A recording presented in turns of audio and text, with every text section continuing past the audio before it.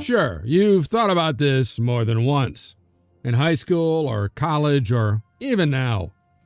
Why are we wasting our time on crap about the past when it's all about the now, today, not dead kings and long ago battles? It's fashion or food or celebrities or even politics, but definitely not the past. What's it got to do with you or me or anyone? These and other questions will be answered right after this.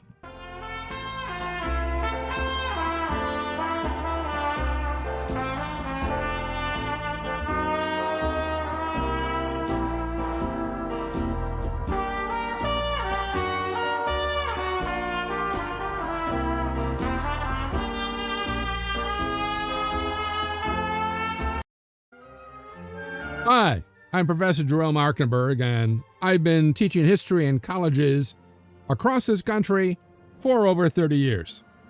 In this video, I'm going to tell you why you should give a crap about history.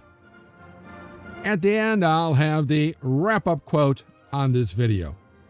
But first, make sure to click like, share, and especially subscribe, and the little bell thingy, so I can continue to bring you more great videos just like this one. Oh sure, you've seen or heard stuff like this, that history hones your acute learning skills. It does, but other fields do the same. Or if you can't learn from the past, you're condemned to repeat it, or maybe just mumble it. Yeah, whatever. Okay, yeah, there are patterns in history, but every event is unique, just as every human being is unique. And after all, history is simply human beings all jostling against each other, all trying to be or do the best for themselves or their families. So this platitude, you might say, is kind of meaningless. So here's what history is really about and why it actually matters. Contrary to popular belief, history is not actually about dead people. It's about we, the living, how we work, how we live, how we love, how we survive, who we are.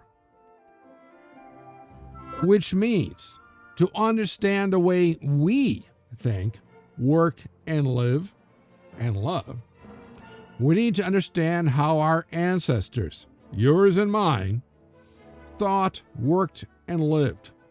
Which means if we wish to make the present better, and certainly the future, for ourselves or our descendants, and I really hope you do, not only do we need to understand all the different structures and components and institutions of a society and how they work separately, but also how they interact with and work together with all the other structures and components and institutions of a society.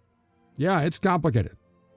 For all these things are woven together, but all fluctuating and interacting and changing on a daily, perhaps hourly basis. Further, no society or culture exists in a vacuum.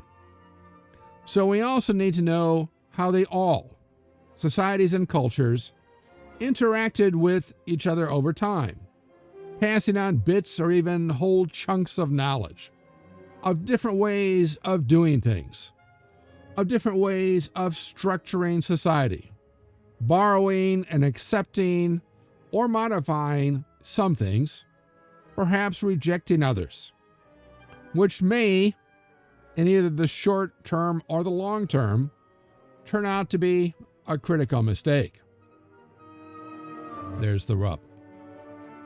And these things, the consequences of these choices, are still with us today, as we either reject, accept, or modify some or all of them, affecting the way we live and work and play and love to this very day, as history, in a sense, is the rules of the game. Follow. Our ideas of gender, marriage, divorce, parents, children, individuals and families, rich and poor, class and status, work and play, law and order, no, not that TV show, government and leaders, God's ritual and worship, teachers, students, books and ideas, good and evil, right and wrong, normal and abnormal, shelter and survival. In short, everything we are, have been, and will be comes from solutions to the problems of life worked out by our collective ancestors. That is, we are the dead. And yeah, to us today, many of those solutions may seem illogical and nonsensical, if not downright evil, and many surely are. But they once seemed acceptable and workable to the people at the time. For example, the Aztecs at one point thought that if a living human heart is not ripped from a man's body and sacrificed to the sun every single day, the sun would go out. Turns out, didn't have to do that. And at one point, the Germans, after World War I, thought that Nazism was the best way to go to bring Germany back to what they perceived as its natural genius, its natural power. Turns out that was also not the right way to go. It all boils down to basic survival. Trying to live in a harsh, difficult, deadly world with solutions that simply, too often, caused more problems, requiring more elaborate solutions, all making life difficult, if not impossible, for the individual, and so favoring the group, nation, tribe, family, clan, sect, what have you, so that eventually the entire society and all of its customs, ways, and institutions came to be built around the primacy of the group.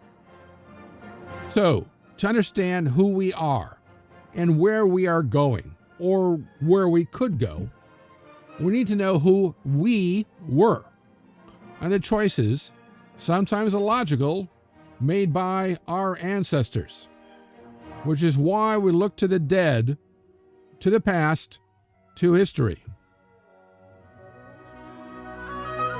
So, to understand where we are today and where we as a society are going, we must understand the background, the foundation, the context in which these ancient societies developed, the problems they encountered in order to survive, and the solutions they adopted to solve these problems. And here's the wrap-up quote. A generation which ignores history has no past and no future. Robert Heinlein. Let me know what you think of this quote in the comment section below.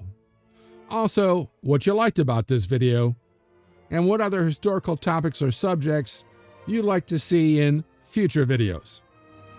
Be sure to click like, share, and especially subscribe, as it will help me bring you more great videos. And that little bell thingy, so you'll know when the next History Waits for No One video is posted.